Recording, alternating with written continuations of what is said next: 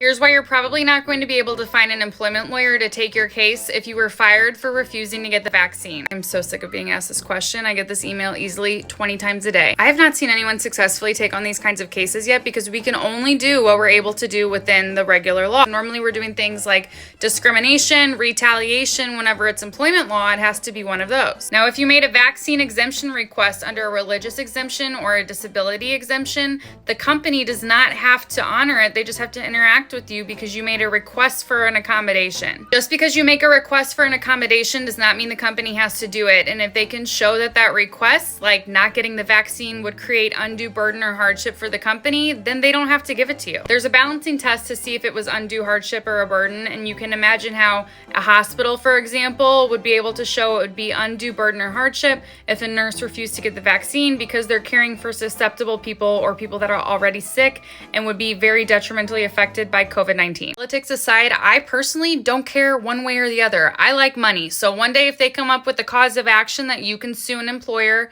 if they fire you for refusing to get a vaccine, you better believe I'm going to make a video to let everybody know about it. Until they make some kind of cause of action that you could sue for that under, you're going to have a hard time finding an employment lawyer to take on this case because we front all the costs, all the risk, and we're not going to take something if we don't think we'll win.